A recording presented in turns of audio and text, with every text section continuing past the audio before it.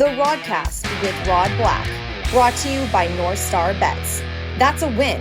Now here's your host, Rod Black.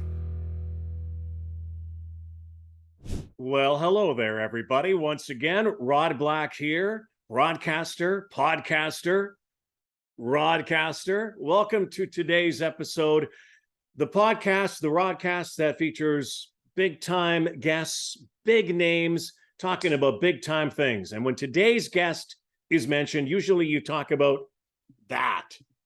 Yeah, the Rain Men.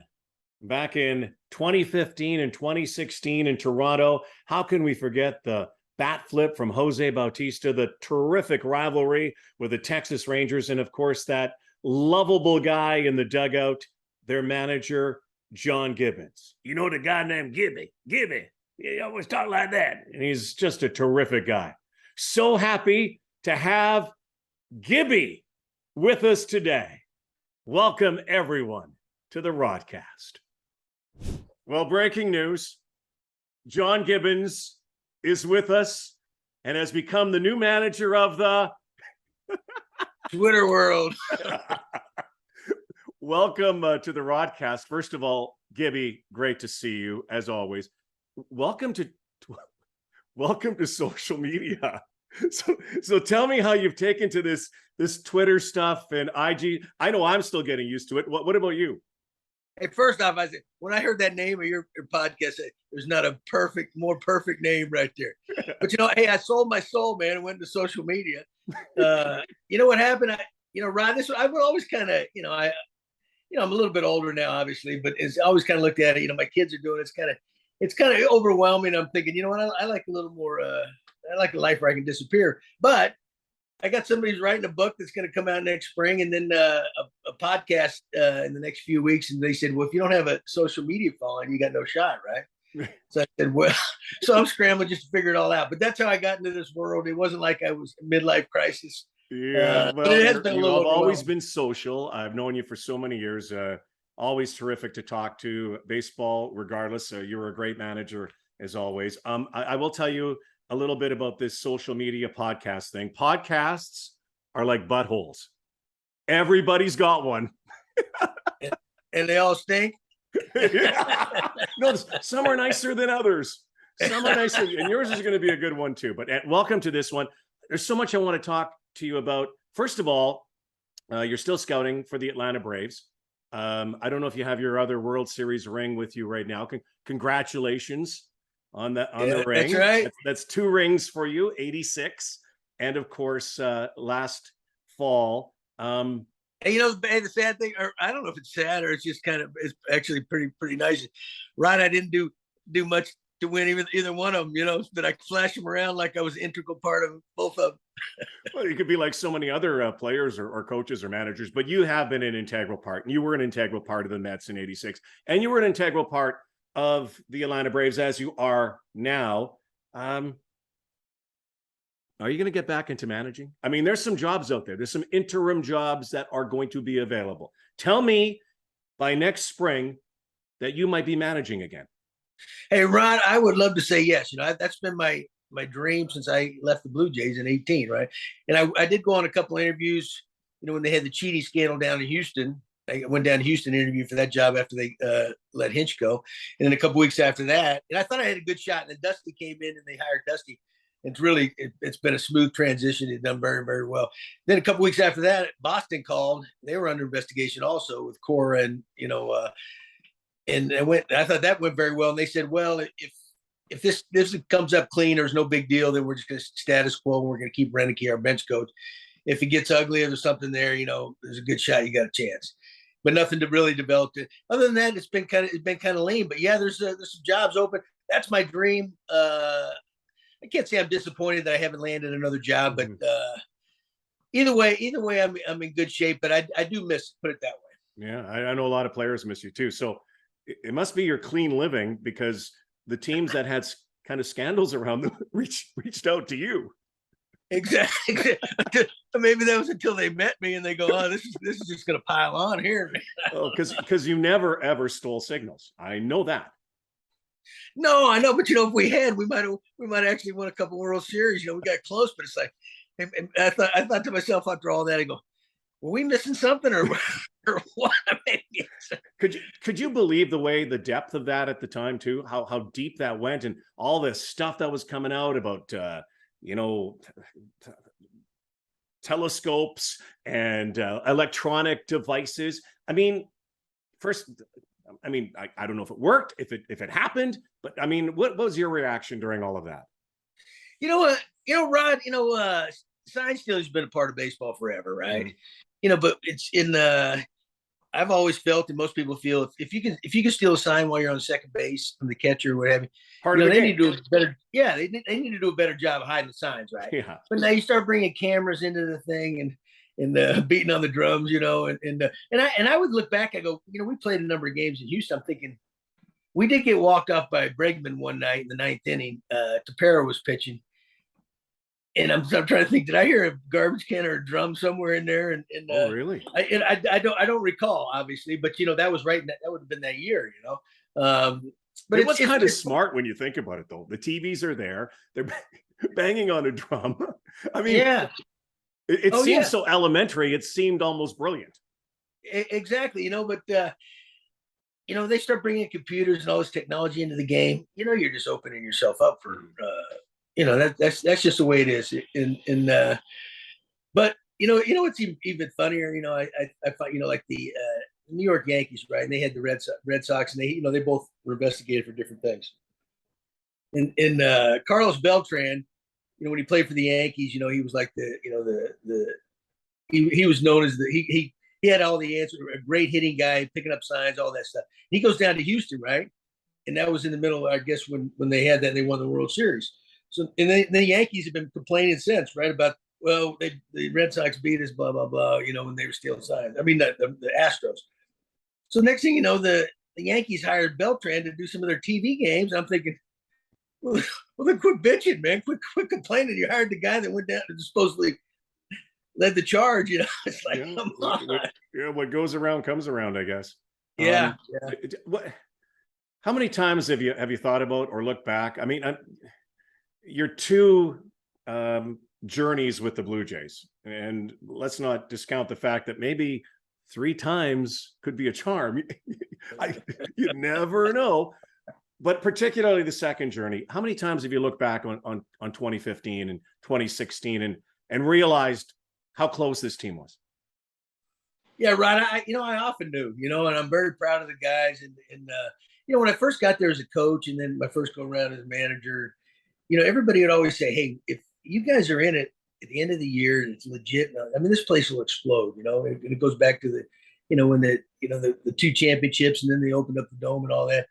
But we never saw that because we were really never competitive there at the end. And then it happened, with some great, trades by Anthopoulos, and it was unbelievable, right? And so I look back with fondness of all that I was a part of that. But I still have a little regrets that we didn't win it all. At 15, I thought we should have won it all. That was year 1. 16, we were right there. Maybe, it was a different team. It was a little more of a struggle. But 15, I thought, we were good enough to win it. We got beat by a really good team that played a different brand of ball, and so they earned it. But yeah, but nothing. I have nothing but fond memories. It took a while to get there, but it was I was part of a resurgence there. It'd been a long time since we got into the playoffs.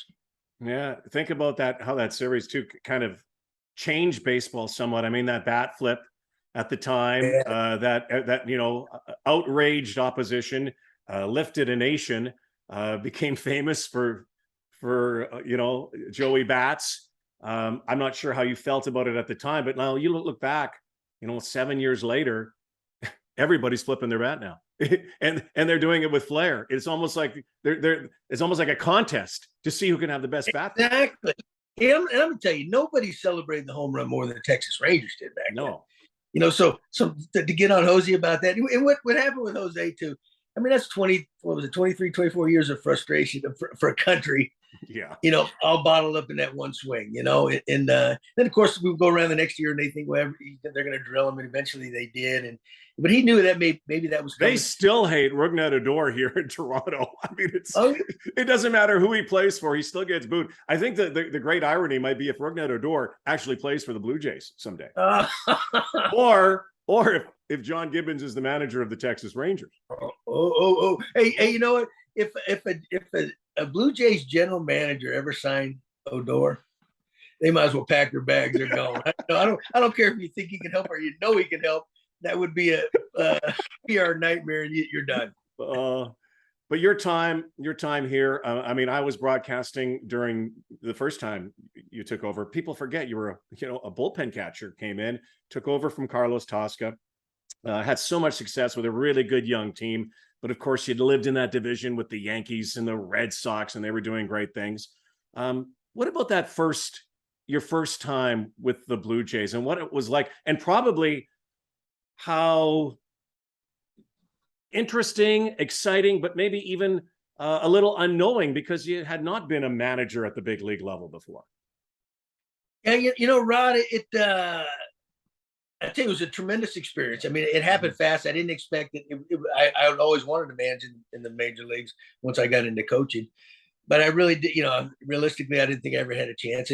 But my old buddy, that's the way it works a lot of times, was the general manager, J.P. Ricciardi, and eventually, he gave me a shot. We weren't very good. I mean, the teams weren't very good. We'd compete and do the best we could, but it was, from my standpoint, it was a learning, experience. But that was back, when the Yankees and the Red Sox were kind of in their heyday, with those powerhouse teams, and they would pull away from the division, both of them, like the end of May. So you were kind of out of it anyway. But I learned a lot. But I also realized, pro sports, man, I mean, you got to have the horses, we as managers, we can mess more things up than we can actually help. I believe that. So, but it was a learning experience. And then, I mean, it was, I never saw it coming where Alex would have brought me back the second go round, because usually that's reserved for guys. Cito replaced me, and that was the second go round, but he had 2 championships under his belt. That makes a lot more sense. Billy Martin kept going back to the Yankees, but he was very successful. I hadn't been successful. So I figured this is going to be a tough sell, and it's not going to go over well. And there was kind of a mixed reception, I think, of me, my first go round. But then in the second go round, I think I got to know the people more. I got to know the city and the country more. And naturally, the team plays better. I mean, it didn't start out that way. Remember 13 and 14 were, so everybody's thinking, hey, Alex, nice move. You bring this, you sign all these good players, and you bring this bum back.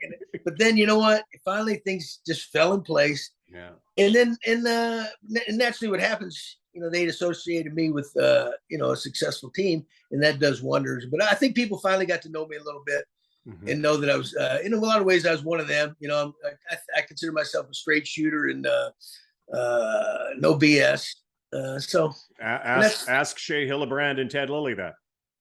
Well, yeah. I mean, I was around. That was a great, you had so many different characters. I don't even know if you even talk to those guys anymore, but I remember that time. Those were probably learning experiences for a manager. But knowing that you the way I know you is that you wear your heart on your sleeve and you manage like you play. Yeah. Well, Rod, I've always viewed it. I grew up, my father was a disciplinarian in athletics down in Texas. They leaned on you pretty good. You can do what they tell you to do, blah, blah, whatever. But I kind of approached it, I think, like my own kids. If I got to tell my kids something 3 or 4 times and they don't do it, something's wrong, and I don't think it's my fault. And that's kind of what I'm referring to is, I mean, these weren't knee-jerk reactions. There was things that led up to those things, and you know what? I'm embarrassed that some of those things kind of happen in the public eye. I'm not disappointed that they happened, because I think in a lot of ways there were some good things.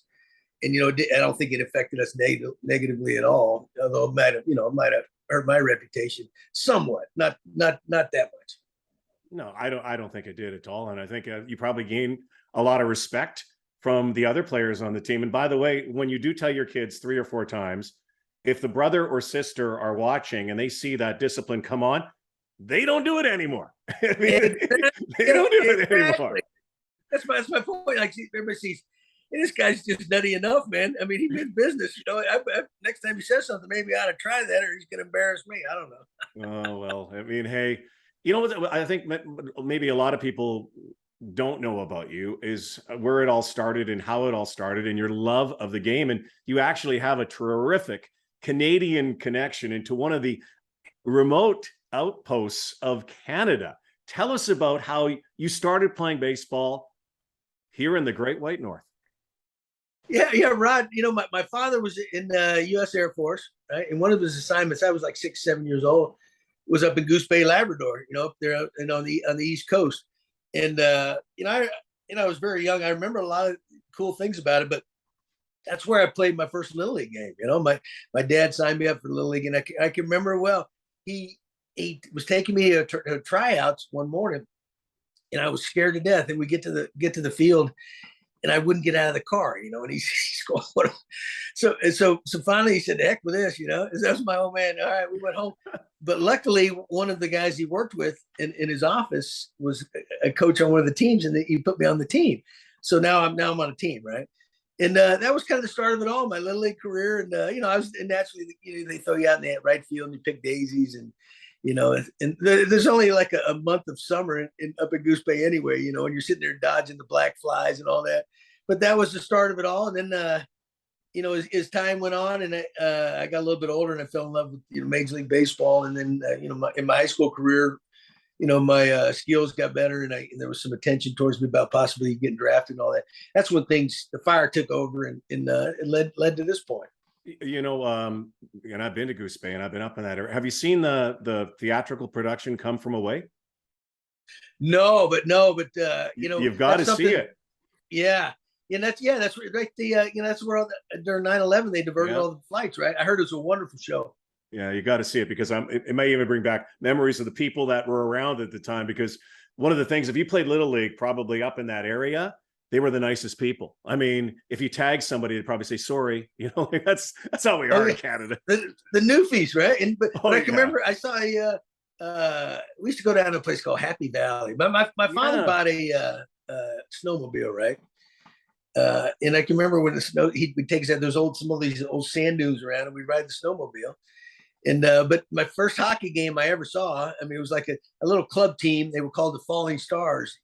All these, I guess they were old timers, but everybody go to this little arena and they'd sing the song, "Catch a Falling Star and Put it in your pocket." Are you serious? I do remember. I don't remember that. I remember little things like that. We lived in a 2-story duplex on the base, and with all the snow and the snow drifts, I mean, it would cover up the first level of the home, and it's like, wow, And so I got some old pictures I come across every now and then. Yeah, it's pretty good memories. Yeah, that's awesome. So you go from there, you become a high school player, you get some attention, you're a high draft pick.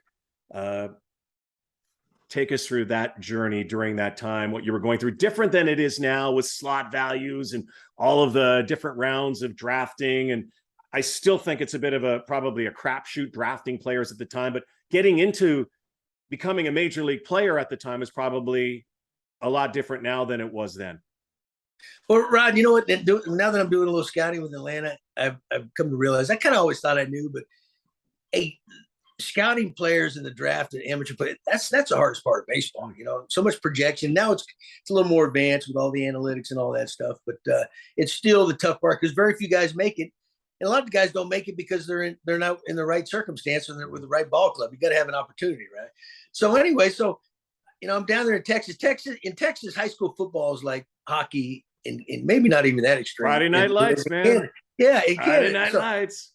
So my brother was a big football player in high school, and I was kind of starting to lean towards just playing baseball, because I'd see my brother come home all beat up and all that. So he took me to this high school one day, introduced me to the coaches. I was going to start my freshman year in high school, and he was a senior, and he introduced me to some of the coaches and say, "Hey, this is my brother John, blah blah blah.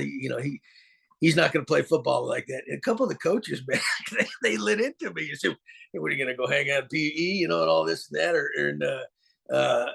And finally, I mean, they got to the point. I said, "No, sir, I'm going to play football." So that's what got me back into football, right? Because I had played, when I was in middle school. So now I'm doing both. And what position are you playing? I was a fullback, a blocking back, short yardage guy. I could actually run a little bit at one time. Yeah. Yes, you are. So that kind of, so now, and I think that helped me toughen me up, and physically it helped me in baseball also. But then my junior year in high school baseball, I was a really good catcher, right? But I only hit about $190, right? I mean, that's not very good in high school. But there was a scout from the Cincinnati Reds every year the Cincinnati Reds had a tryout camp down at San Jacinto Junior College in Houston, and the guy liked me as a catcher. He invited me down there, so I went down there and got to see the kind of the competition around the state, and it kind of lit a fire. I thought, I can do this. So I went home going into my senior year and really dedicated myself. Said, I want a shot at baseball. And then my senior year, I mean, things just changed. I had a great year offensively. He was a good catcher. And University of Texas offered me a full scholarship. So I had that in my back pocket. And then, teams came out of the woodwork. And eventually the Mets drafted me in the first round. They had 3 first-round picks. Darryl Strawberry was number 1 in the nation. Billy Bean, the GM, the Moneyball, was the second pick by the Mets. He was number 23, and I was the 24th pick. So they had and that's how it all started. So one of them had a long baseball career. I mean, not real good off the field, but that's Straw. The other guy became a real good executive. The other guy became a coach. Well, yeah, and life it's not straight lines, right? It takes different paths. But I mean, Yeah. I don't think you would look back on any regrets because, you got a chance to play in '86 a little Yes. bit, be part around that World Championship, and for viewers and listeners, how great was that team in 1986 with Gary Carter and Ray Knight and the rest? Oh, hey, Rod, I tell you what, it's well documented. I mean, they were a bunch of wild men, right? But I've never been around a more competitive group in my life. Even the 15 teams, I mean, these teams were a little different. They showed up to play all the time. There was just something about this 86 team. I think our 15 team was a little more clean cut than these guys. But one thing about them, they had a lot of talent. They were put together very well. But you know what? They showed up every night to play and to win. And they fight each other. That wasn't like everything was like a great clubhouse where everybody just held hands and that kind of thing. Yeah, so there was turmoil and tension all the time, but they just took off, and it was really a complete team. So I got called up in 1st of August. I think it was Gary Carter was playing first base one day, and he dove and he dislocated his thumb. So they called me up, and so I stayed with the team, through the end of the season, and then through the playoffs. I wasn't on the active roster, but I even caught in the bullpen there. So when I got my first job in Toronto as the bullpen catcher, that's a perfect job for me because that's all I did my whole career as a player. So I thought this is ideal. I love your humility, by the way. But I'm telling you, that '86 team was one of the best teams ever. But it's well documented how they lived hard. And there's no exaggeration there. Yeah, and poor Bill Buckner had to live through that for a long time. But where were you in '86? I don't think I've ever asked you. Like when you guys won, where are you in the celebration? Were you in the bullpen? Where were you? Well, you know what? It's interesting. The game 6, a big comeback. We're talking about Bill Buckner. I was down the bullpen, and things just started. Everybody thought it was over, and they brought all the mounted police on the horseback into the bullpen area at Shea Stadium, right? Because they're going to go on the field to, when this thing's over, to protect they thought at the time probably the Red Sox or whatever. And so I'm down there, and things are starting to develop. And so they called down and say, I can't remember exactly, but I think it was Gooden, right? So get Gooden loose, in case this thing gets tied or whatever. So I can remember. Usually there's some plexiglass out there. You could, the bullpen, you could look and see what's all the action on the field. But I'm squatting down catching. Now all these big old giant horses are all in the way, so I can't see anything. And what I do remember is every time he'd throw a pitch, I'd catch it, and my mitt would crack, right? And I'd see these horses would jump, right? And then they'd whatever. And they turn around and look to see what's going on. That's my memory of it. So one thing led to, we won that game. And then game 7 rolled around, even trailed in that game. Then the boys came back and ended up winning. But everybody stormed the field. So everybody that was in the bullpen there's a back tunnel way that you get down to the clubhouse.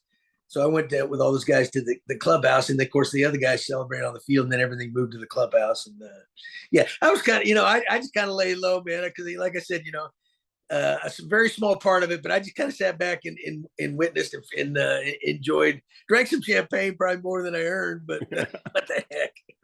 Where do you ever bring your rings out now, like that '86 and last year's? Do you wear them? No, you know what? Everything's sitting like in a safety deposit box. For some reason, I accumulated a lot of rings over the years. Through even in the minor leagues, championship teams and things like that. And everything's just kind of stacked away. That's never. I tell you what, this Braves ring, you would not believe the size of this.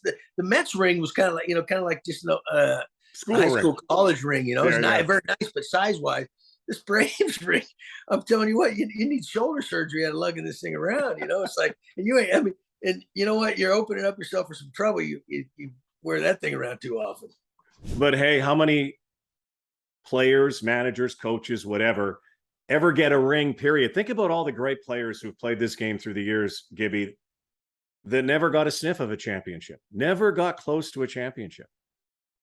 Well, Rod, I mean, it's hard. It's hard to win it all, and I can only speak for baseball, but it's every sport, and then you look at guys like Tom Brady and some of these guys that, numerous championships. It's really, it puts you in awe, and, in baseball, the only thing I know, it's such a long, grinding, grueling season, and to get to the end and then, perfect example. And you got to be hot at the right time. Look at our Atlanta Braves.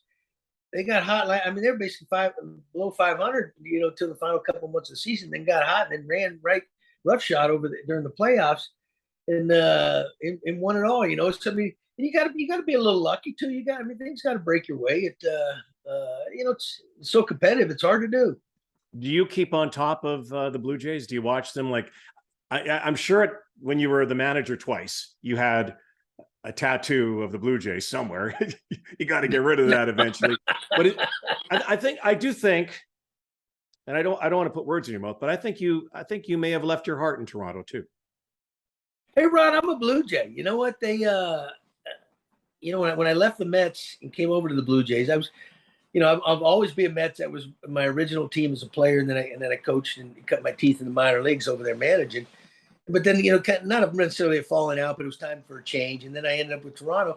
I spent 10 years managing there, probably, close to 15 total as coach in that city, and loved it, fell in love with it, so yeah, I'm, the thing I miss the most about managing there is I miss the boys, I miss the competition, but I just miss the people of, not just Toronto, Canada, in a lot of ways, without insulting them all, that I feel like one of them, and and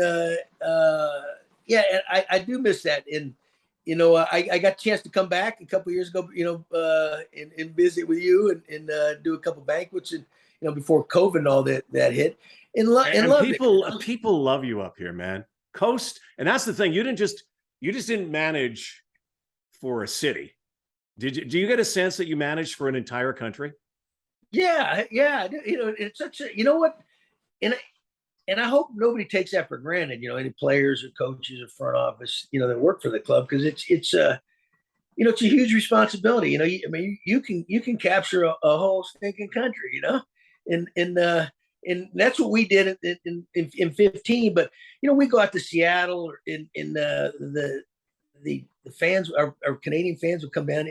I've never seen anything like it, And then, even like I said, when I did a couple of banquets, I went out there in the prairies, in the Winnipeg kind of area, and Moose Jaw and all that. And then on the East Coast, it's amazing. And you know what, Canadians, if you give them a good effort, a good honest effort, you don't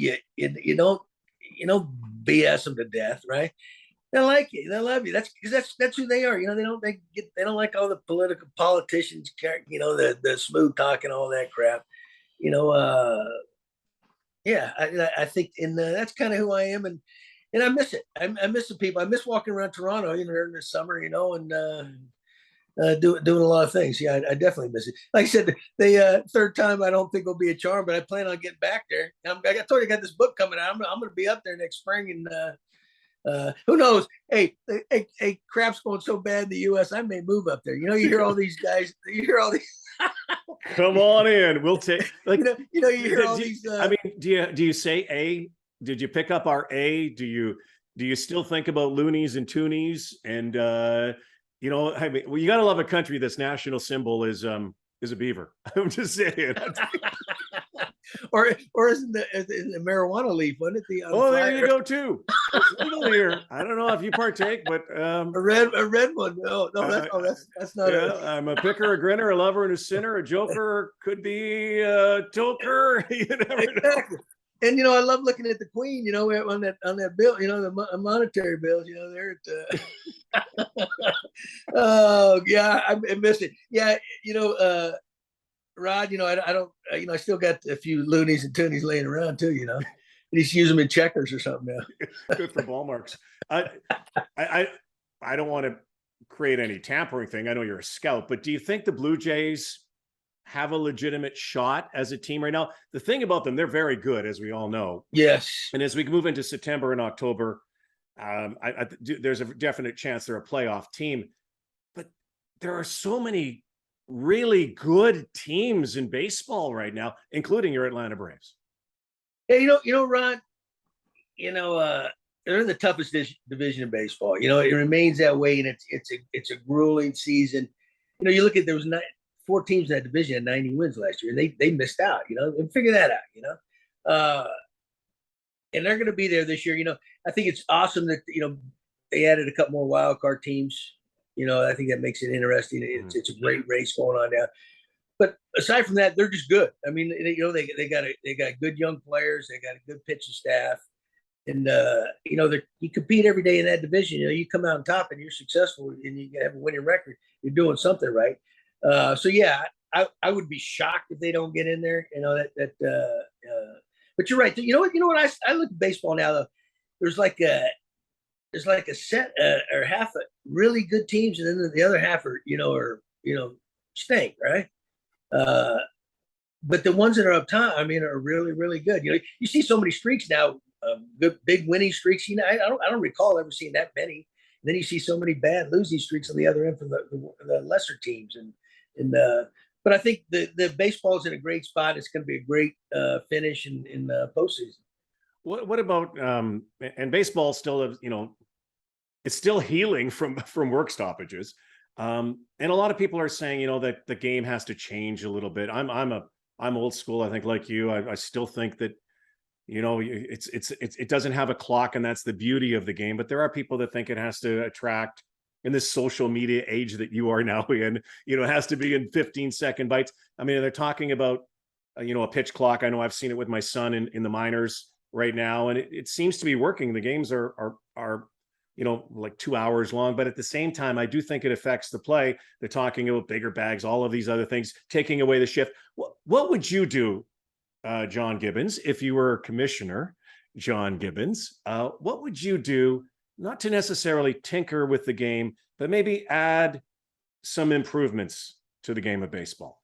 Well, first I'd go back. I would get rid of that new sliding rule at home plate, the Buster Posey rule. That worked. It worked fine forever. Occasionally guys get hurt, but I don't care what's. I was going to ask you about that one, especially the play, the Jays game, right, with Minnesota. It was and that is an out for the ever since Babe Ruth played. That's an out. Yes, and so now you're putting some guy's hand up in New York to make a decision. He doesn't know what's going through guys' mind. He doesn't know where the ball is going. He doesn't know any. They can't feel, and it's unfair to those guys, right? And then there was a similar play happened close. After that, a day or two after that with another team, same thing. The way I would do, if you don't want your catcher to take a chance to get hurt, if I get like a star catcher, I'll say, hey, listen, don't block the plate. You do what you want to do. If I got a guy that's part of what he does, he's a great defender. Hey, take that run away, because that's the name of the game, scoring runs, And it's going to be called the Buster Posey rule forever, right? And it's funny how his name's Buster. God love Buster Posey, one of the great players. But because of what happened, but I'm sure it happened to you, Gibby. How many collisions? You go to Fosse and Pete Rose. You go back, Buck Martinez way back when. There is an intrinsic part of the game that still has to have some sort of contact, I would think, at home plate. Yeah, that's the most exciting part of the game, And even then the slide rule at second base. Come on, the double play. Really? You don't have to touch the base. Infielders have a way of protecting themselves. Remember, you've always seen those guys.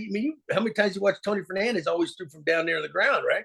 Well, that runner's going to get out if they know he's throwing from there, so they're not going to come in there and smoke him. There was with Utley, it was kind of a messed up play anyway with the infielder. He got twisted around, what have you. Those things happen. They happen in hockey. They happen in football.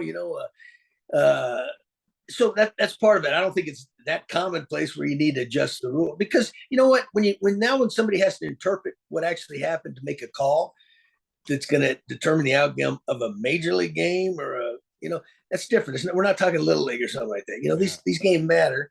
And now too, now that they've, you can gamble on baseball and all that, where you want to, you want the pressure to put that on some umpire sitting in a thing up there. No, so those I go back to that way. And there's another thing, when they talk about speeding up the game, yeah, maybe a pitch clock. I don't know if that works, but you know what? I always felt if the game's boring and it's going too long, I don't have to watch it. I can get up and leave or whatever, right? That's not going to affect how I feel about the sport. Now, if I'm in a game or watching on TV, it's a nail biter, it's a low scoring game, and I'm into it. Those games usually move a little bit quicker. The low scoring games, well pitched games, or people love slugfest. And if a game carries on because each team scored 10 runs, they love that, right? Mm-hmm. But to try to alter it, sometimes we need to leave things alone. We don't need to create our legacy by altering the greatest sport ever. It's in a lot of people's mind. I do not like the shift though. I do not like the shift. Yeah, that's one thing I would ban that thing. For some reason it just I don't know. I don't like the way the game is now, where everybody is swinging for the fences and strikeouts don't matter and all that. But these guys aren't stupid. They know. That's what pays, and that's kind of what analytics is driving. But it's just not the pure game. No. I don't know. I'm still surprised that more players can't hit against the shift or even bunt against it. It's almost like a pride thing that you say, okay, put the shift on. I'm still going to hit it over your head. I still don't get that. What's happened, Rod? I think it is, everybody's, they're teaching launch angles now, and, you drive the ball, hit home runs, hit gaps and things like that. So that's what they're gearing everything towards, right? So they get whether it's amateur ball or they get in the low minor leagues. That's what in the slight uppercut, the swing trajectory, whatever you want to call it. So that that's kind of what they're working on, all that. So that doesn't play into slapping the ball the other way, So they're working on something, because they get the big leagues. That's what they want, So now they get this. It's almost like I always heard the argument, well, you guys don't bunt enough or teams don't bunt enough. Well, yeah, what normally happens, the guys that get to the big leagues are usually your top players in the minor league teams, right? And so when they're playing the minor league games, you don't ask them to bunt. If you ask them to bunt in the minor leagues, your $5 million bonus baby to bunt, the front office is going to go, what are you doing? So now you get to the big leagues, he may not be in that spot yet. He may be a lesser player until he, fits in. And so you ask him to bunt because everybody thinks you ought to bunt. He's never bunted. Right?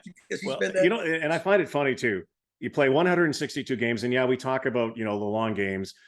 We talk about changing and all of these things. We talk about the lack of bunting. Now there's a DH in the National League. But you know something? When you get to October, they bunt.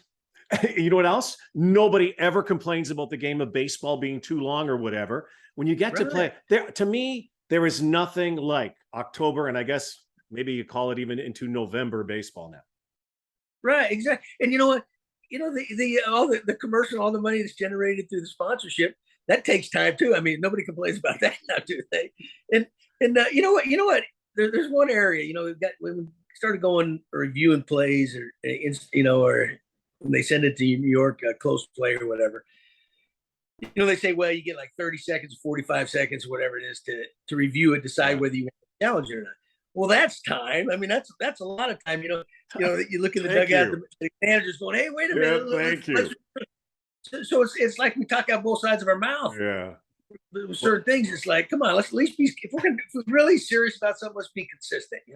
Yeah. Well, I've taken up too much of your time today, but I do want to. I don't know. I know you. I think you like to fish a lot. Do you golf very much? Rod, I used to play a little bit, but I hurt my shoulder. I was never good enough to necessarily really enjoy it.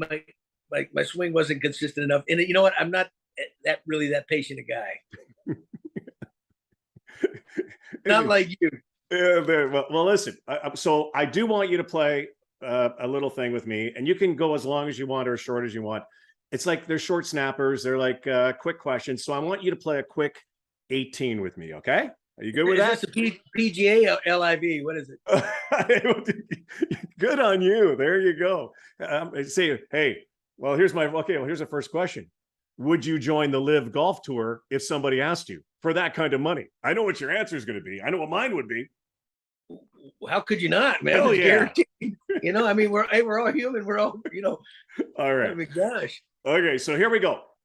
Quick 18 with Gibby. Best stadium in baseball.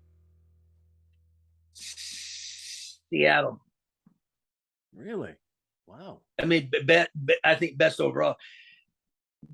Fenway Park's my favorite history, and the old Yankee Stadium, but that's not there anymore. But as far as the best atmosphere, I feel the place I like to go the most in the clean, just everything nice about it. I think I got to pick Seattle. Yeah. I love it. I love it there. I got to tell you a quick Fenway. I don't think I've ever told you this story. 1999, I'm there for the All-Star game. I'm working with Sportsnet. Batman and Robin, Carlos Delgado and Sean Green are there. So I'm by myself. I'm doing all the editing. I'm doing a running around. You know what Fenway is the world's most beautiful garbage dump, right? Like it's in the background and it's polished.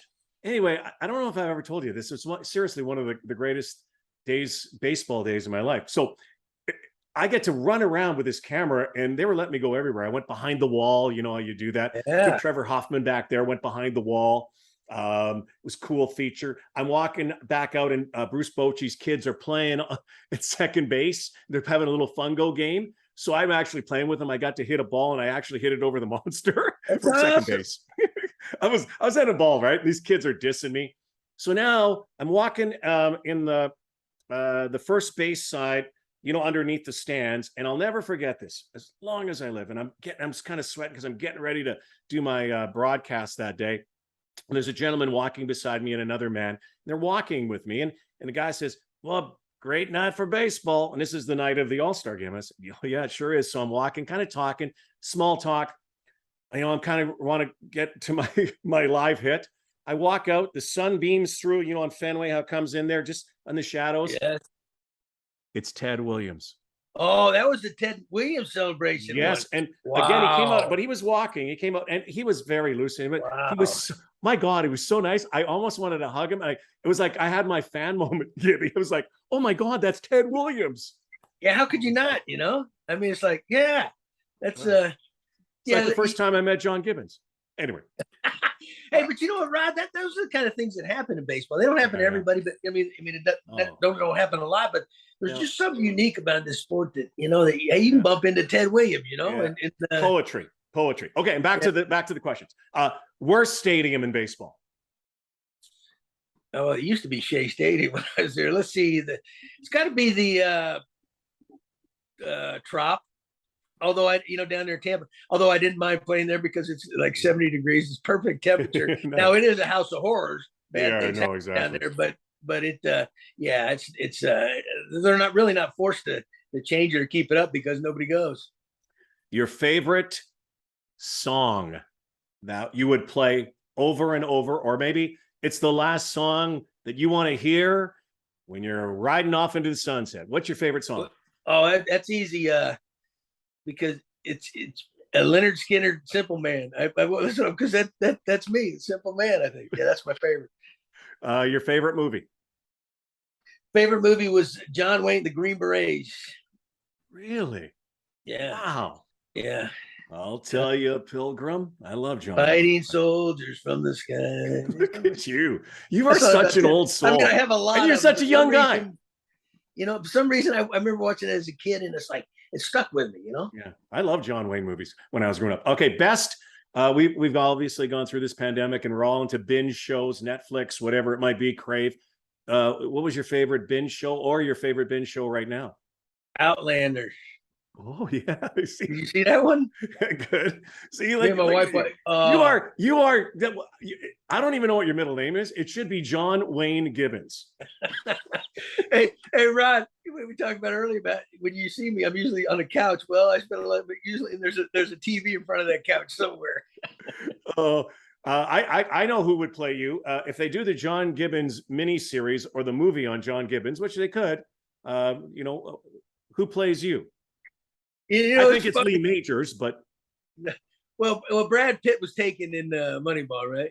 You know what's funny? People started telling me, especially as I got older, said you look like Jack Nicholson, and not the young Jack Nicholson, the one, the old, and I looked and I see John, there's some resemblance. And I'm home. Yeah. You don't look like Jack Nicholson. Hey, Rod, I'm going to send you a couple pictures of it. When he's heavy set, and he's got his hair's going. I'm telling you, you're going to go, dang, there's something there. So I'm going to say Jack, because you want me on that wall. You need me on that wall. Who is the funniest guy you ever played with? Funniest guy I ever played with.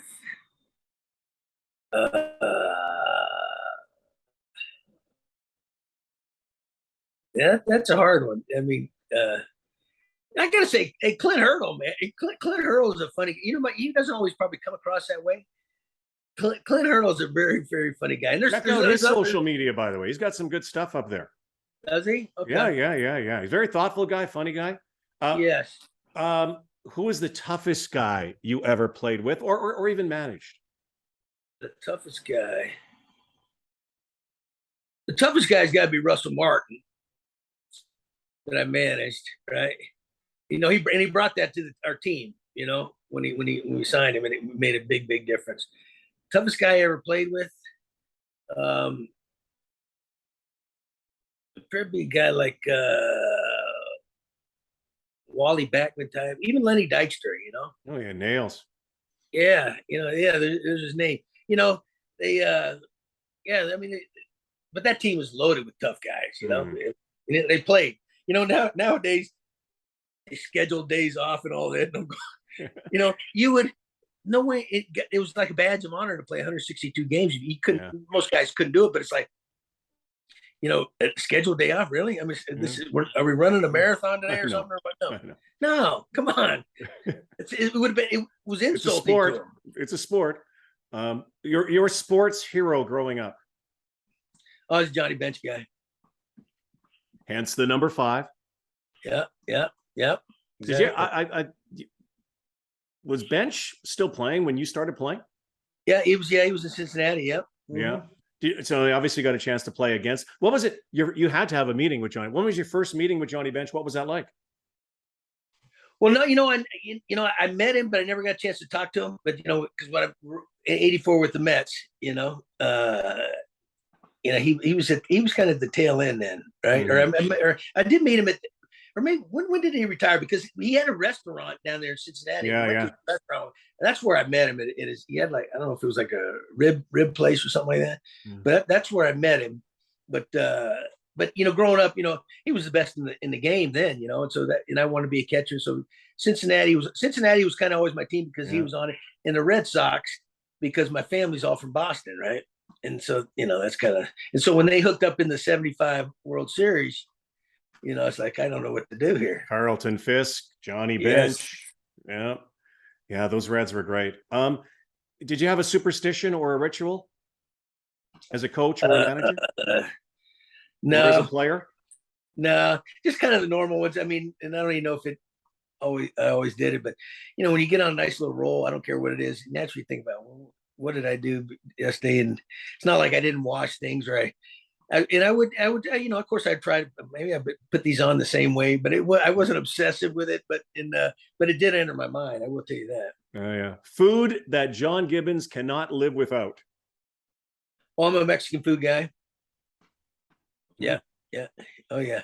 You a burrito, you a taco, you a chimichanga, whatever they. I'm a cheese enchilada. Enchilada, nice. Enchiladas. If you had a dream dinner party, let's say 4 people, past or present, who would you like to have a dinner party? Who would you like to have some beers with? Let's see. Since I'm, well, I gotta see the John Wayne or Jack Nicholson's got to be in there, right? That's what we just talked about. Well, I'll tell you, Jack. Oh yeah, yeah. One of them's got to be Ronald Reagan. Nice. Not that I'm a crazy political guy, but there's something that guy intrigued me. Help bring down a wall. Yeah, General Patton. Great actor. Yeah, General Patton's got to be in there. I'm nice. Kind of a history war buff a little bit. Yeah. Let's see. I did meet Mickey Mantle one time, and it's like let's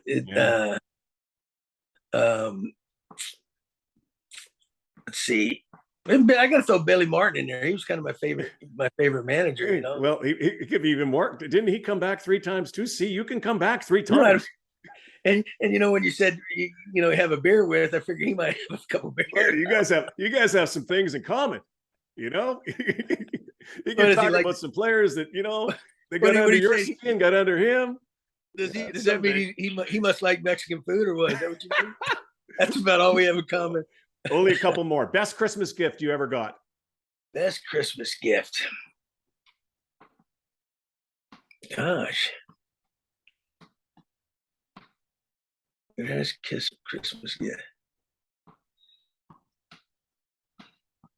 Gosh, I've gotten so many good things. Nothing really jumped, And You're always a good boy, John Gibbons. Yes, but even beyond that, it's almost like when my kids were all young, right?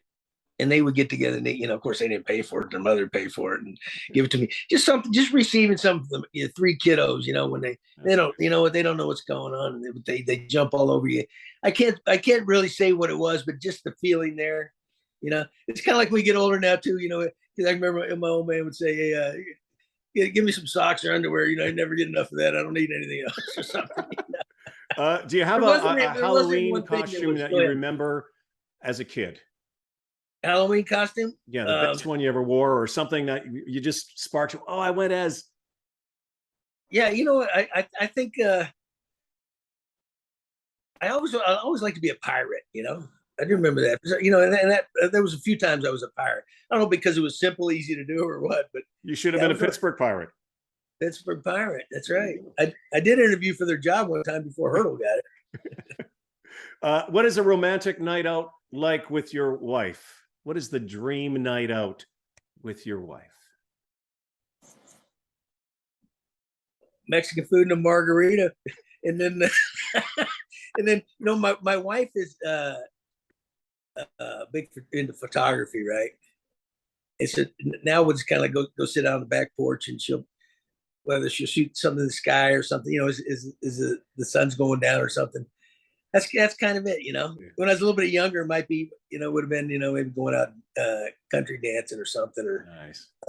But now life's a little simpler, for us old timers, right? Yeah, I hear you. I'm a very simple guy. I don't, I just kind of my most satisfaction has low key things, Yeah, nothing wrong with that, by the way. So finish this sentence. I, John Gibbons, owe my baseball career to. I, John Gibbons, owe my baseball career to my high school coach, Sil Perez. He opened up a lot of doors. He pushed me that direction. Naturally, my father and my mother, I think did a great job raising me. But, my dad was a big education guy and a sports guy, but he would rather see me probably go to University of Texas instead of signing in 1980. But I got to say Sil Perez, because he really opened up some doors, and he's down there in San Antonio, Texas. And finally, 20 years from now, you might be on a couch. Maybe we'll be on a porch somewhere talking, having a beer. I hope I am. Where do you want to be, and what do you want to be doing 20 years from now? Well, you know what? I want to be healthy, happy, just kicking back, and hopefully watching some grandkids. I don't have any grandkids yet. But you know what, Rod? It's funny that somebody actually a few times have asked me, well, what, they're talking about baseball and, your career record as a manager, blah, blah, this and all this. And I say over and over, and I said, you know what?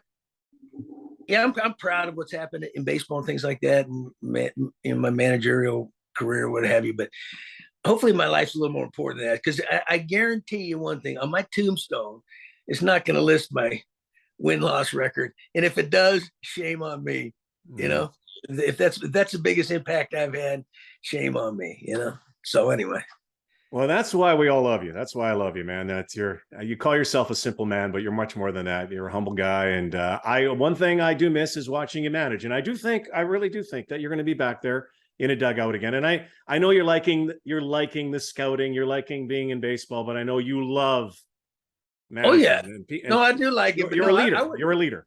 I would love to manage one more time. I'm not going to kid you. Like that door's closed. I don't think it's completely closed yet, but there's a little crack, but there ain't a whole lot of crack. Because the game's different now, and it's almost, they're going with the younger guys, and it's almost like, Rod, that if you're not willing to take your marching orders from the front office and pretty much do everything they want you to do, you're not going to get a job, And I refuse to do that. I think I have a little more offer than that. I think the game's a little bit more difficult than that. But I'm easy to work with. If you can't work with me, I think it's your problem, not mine. Yeah. So anyway, and if it doesn't work out, you always got Twitter. Hey, well, we'll see how if my podcast. Let's put it this way: if my podcast is half as good as yours, I will guarantee I'll be a happy man. It will be great. Anything I can do to help. By the way, I should have asked you: have you got a title for your book yet? It's gonna be Gibby. Very good. and I think the podcast is going to be the Gibby Show. Oh, that's what people. That's how people. People call me that. It's like I don't have a name. Well, Gibby, so great to see you. I can't wait to see you in person. So great to talk to you. Thank you. Best of luck with everything. Enjoy that couch. And can't wait to see you. Thanks so much, Gib.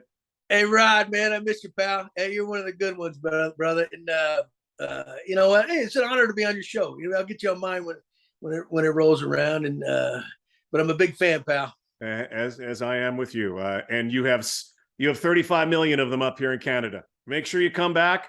You got those toonies and loonies. Might as well use them. Exactly. Hey, you know what though, Rod? I tell people this all the time. It's like they say, people like you up there. I say, well, have you ever been to a funeral? Heard a bad eulogy? It's like nobody buries a guy in a eulogy at a funeral, But most people are going, that guy was a real idiot, man. We're glad he's gone. No, they sugarcoat it. So I'm thinking maybe that's part of it. No. Anyway, because you are real and you are you. Gib, thanks, man. All right. Appreciate you as always. Thanks, Rob. Cheers, man. Well, a perfect name for a book. Gibby. Just love that guy, Gibby.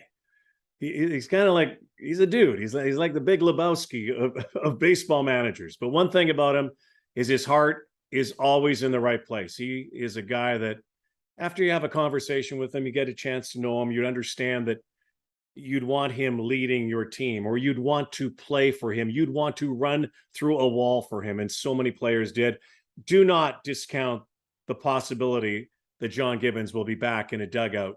And we all hope someday soon, because he just is a great dude and a great, great manager. Thanks for joining us. We can't wait to see you next time when we roll once again with the Rodcast.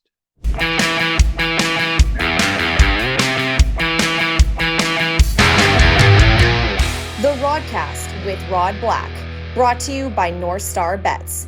That's a win.